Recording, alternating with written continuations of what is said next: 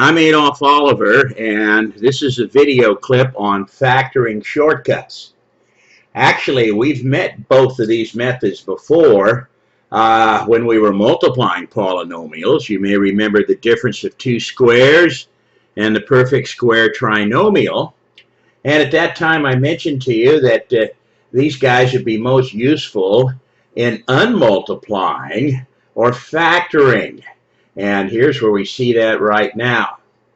So, as I mentioned earlier, these names come from the answer you get when you multiply out the binomials. And the difference of two squares, the answer looks something like this. X squared minus 9. In other words, there are two guys here. Both have nice square roots. I mean, the square root of x squared is just x. The square root of 9 is just 3, and you've got the required minus in between. So if it fits this pattern, you got the minus in between. That's where the word difference comes from. And both the first and last guys have nice square roots. Then you get the factored answer to this real quick. It's simply the plus and minus of these two guys. X plus 3 times x minus 3.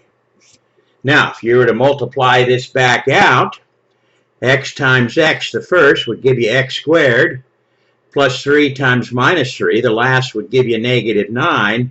And you may remember when we talked about the difference of two squares when we were multiplying, we said how you identify it is you got two binomials that look exactly the same, except one of them's got a plus in the middle and the other one's a minus. And so if you did the rainbows for the O and the I in FOIL, they would cancel each other out. So the shortcut in multiplying this would just do the first and the last. Well, of course, if you multiply this out, this is what you get. And remember, factoring is just unmultiplying. And so again, the pattern to look for here, two terms, both of them have nice square roots and the required minus in between. Once you get the square roots, it's simply the plus and minus of these two guys. Okay, another one that shows up quite often that we learned about earlier and we want to be familiar with now is the perfect square trinomial. Okay, and again, I'll remind you what this looked like when we were using it to multiply polynomials. But this is a trinomial here, and it happens to be a perfect square. So again, these names come from what you get when you multiply them out, and the reason for that is so you can recognize these guys and unmultiply them or factor them. Here's what we're always going to look for now. When we have a trinomial, we're going to take a quick look for a couple of initial things. First, the first and last terms both have to be positive. Okay. And they both have to have nice square roots. Then that looks like this is a possibility. There's one more test we have to do, but here's what you do. So if the first and last guys are both positive, plus, and remember an implied plus here, square root of 4x squared is 2x, square root of 25 is 5. Okay, now the last part of the test you have to apply is you multiply these two guys together that you just got. 2x times 5 gives me 10x. Now, you simply compare the coefficients. You don't worry about the sign. The variables should be the same. You simply ask yourself this. If I double this guy down here, is it equal to this one up here? In other words, the question, if you double it, well, of course, if you take 10 and double it, you get 20. So that's true. Well, that means this guy is a perfect square trinomial. It satisfies all the requirements. Now, what's the answer? It's very simple. You just take these two guys, the two roots you got earlier, and put the sign of the center term in between and make it quantity squared, 2x minus 5. And the 2x comes from this guy, the 5 from this guy, and the minus from up here. If this had been a plus, we'd have put a plus here. And of course, quantity squared. Well, you may remember when we first bumped into perfect square trinomials, Okay, and we were multiplying polynomials. We said anytime we have a binomial and it's squared, okay, then that means we can use this perfect trinomial shortcut. Let's just remind you that. I got room to do it here. If we were given this and said, okay, multiply it out, you can use the perfect square trinomial shortcut to do this for multiplying. Square the first guy. 2x times 2x is 4x squared.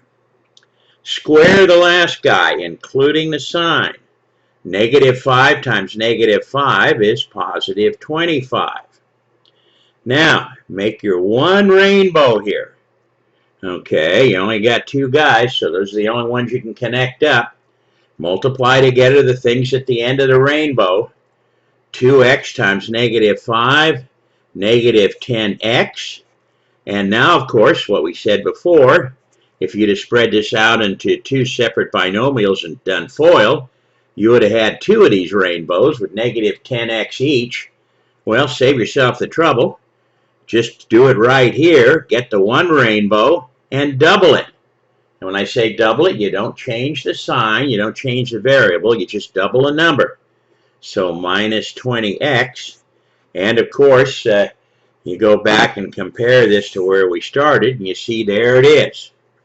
Okay, well anyway, the difference of two squares up here, okay, and the perfect square trinomial, these guys show up often enough that you want to keep your eyes open for them, because if you're lucky enough to get one, they factor real easy. This difference of two squares is one of the simplest things to factor. And of course, the perfect square trinomial, a little bit more to it, but still very simple to get the answer. Now, let's practice on a few of these guys. Okay, so here we go. First up, we'll look at some guys that are the difference of two squares. And again, here's what happens. If you get two terms and you got a minus in between and you say, oh, I sure hope this is the difference of two squares. Well, of course, notice 72 doesn't have a nice square root, neither does 2. But remember, there's one important thing that we always have to do before we do any factoring, and that's look for a GCF. And notice there's a common 2 in these that we can factor out. So I can factor this as 2. Here comes the 2. And what's left inside the parens, n squared minus 36. Now, if you multiplied this back, you distribute the 2 in. 2 times n squared is 2n squared. 2 times negative 36 is negative 72. Now, of course, we have this standing rule that you must always factor as much as you can. So, look at this guy inside. Now you can see you've got the difference of two squares. You got the required minus sign. Square root of n squared is n. Square root of 36 is 6. So this guy factors simply into the plus and minus of these two. So n plus 6 times n minus 6. And if you were to multiply these back, you'd get the n squared minus 36. But now, of course, always go back and look and see if there's a GCF that you pulled out. It's part of the answer, so be sure to put it down here. So if you were checking this, I would multiply the n plus 6 times the n minus 6, get that answer, and then distribute the 2n, and you'd get the original guy we started with back up here. Okay, here's another one. Well, this one's good right to begin with here. P squared minus 25. Again, we've got the required minus sign. So the square root of p squared is p. The square root of 25 is 5. So what this factors into, the plus and minus of these two guys. P plus 5 times p minus 5. And if you multiplied this back, you get the original guy. Remember again, of course, what factoring is it's unmultiplying things. And as we go further along here, we'll see why all this factoring is important to know. The key, of course, is it allows us to factor quadratic equations, which are the second most common type that we run into in everyday situations. Okay, let's look at the next guy coming down here. Again, we got two terms, so we get our hopes up. We got a minus in between. So do these guys both have nice square roots? Well, the square root of x squared is x. The square root of 16y squared is 4y. So we're all set. The answer is simply the plus and minus of these two guys. I mean, you got to love the difference of two squares here. X plus 4y times x minus 4y. Now, look at this last example down here. You see two terms, but there's a problem here. We don't have a minus, we have a plus. This cannot be factored using real numbers. When you get to intermediate algebra and learn about imaginary numbers, you'll be able to do it. But imaginary numbers are mostly technical things. We stick with the real numbers here in the elementary algebra, the type of things we find, for problems in the grocery store and everyday type of normal stuff. So, because that's not a minus, okay, and you can only factor these if you have a minus in there, then we cannot factor this with what we currently know while we're limiting ourselves to the real numbers. Okay, let's take a look at some examples here of perfect square trinomials. Now, here's the first thing. You know this is not going to be the difference of two squares. You got three terms. Now, whenever you see a trinomial now, one of the things you're going to do real quick is first look at the first and last terms. Do they both have nice square roots? This one does. And are they both positive? Well, it passes the first part of the test. So let's complete that part. Square root of m squared is m. Square root of 4 is 2. Okay, so they both have nice square roots, and the first and last terms both positive. Now, the last part of the test is multiply these two roots together you just got, 2m, and check to see if the number up here is double, and it is.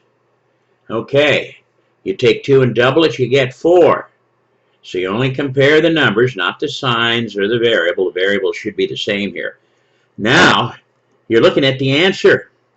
Simply take the m, put the minus in between, and the 2 on the end, and make it quantity squared.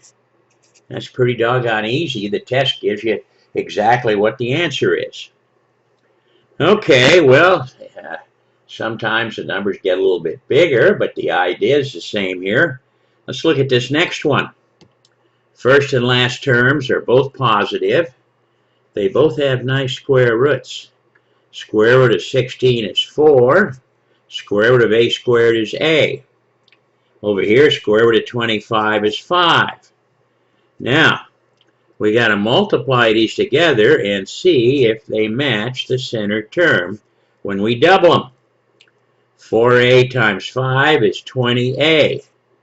Well, if we double 20, we get 40, so indeed this is double.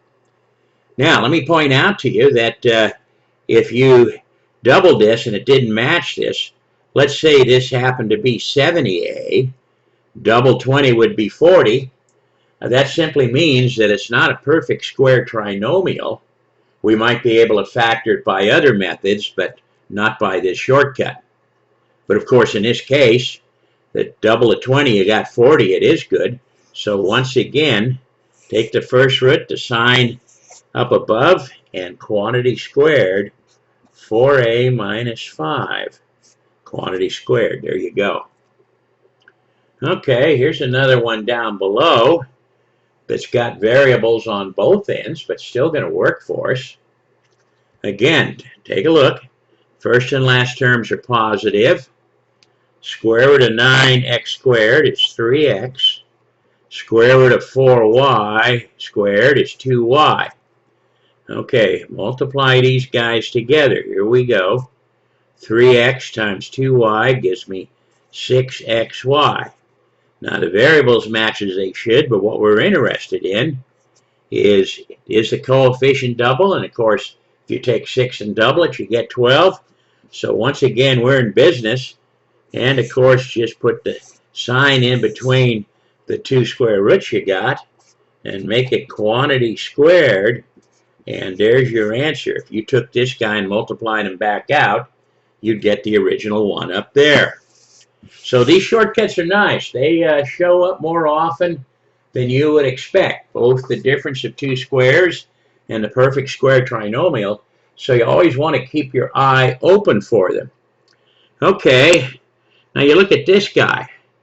U cubed does not have a nice square root, and so you think, we can't do it. Well, remember, of course, there's one thing you always have to do before you start factoring, and that is look for a GCF. Notice I can factor a common 3 out of all the numbers. So here it is. And the u's, I've got 3 of them here, u cubed, u squared, and u to the first power. I can factor a single u out of everybody. So if we do that, let's look at the leftovers. Okay, remember the way you can figure this out. What we're doing here, this is reverse distributive law, factoring out a GCF. What do we have to multiply 3u by to make it look like 48u cubed? Well, 3 we have to multiply by 16. We got 1u, we need 2 more, so u squared. Okay, then we have a minus sign. Let's see, 3 goes into 24 8 times. We factor out one of the u's, so we'll just have uv. Now check this. 3 times negative 8 will be negative 24.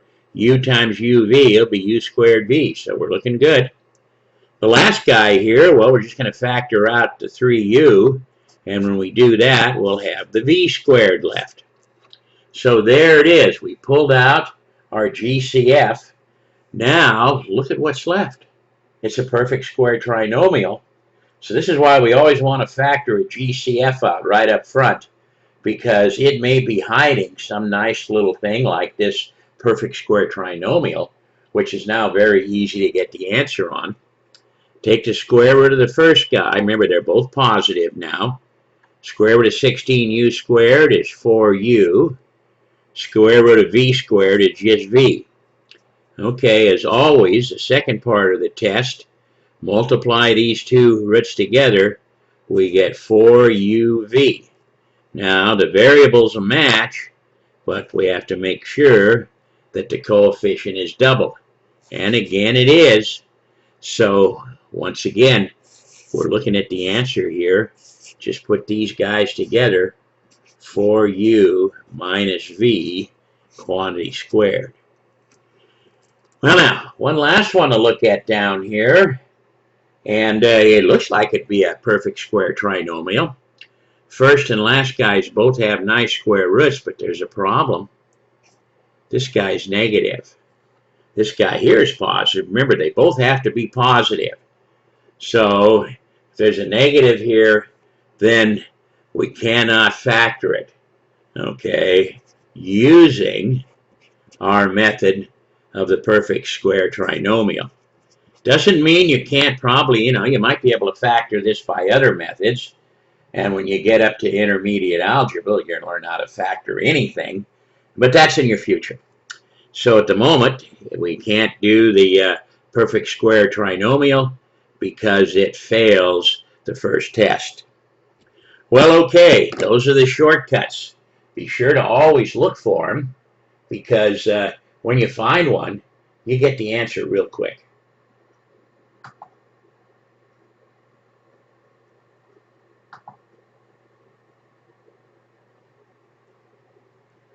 Okay, we should be dead here. Well, hopefully we're not doing anything more. Oh yeah, we are. Okay, we gotta go over and catch this guy.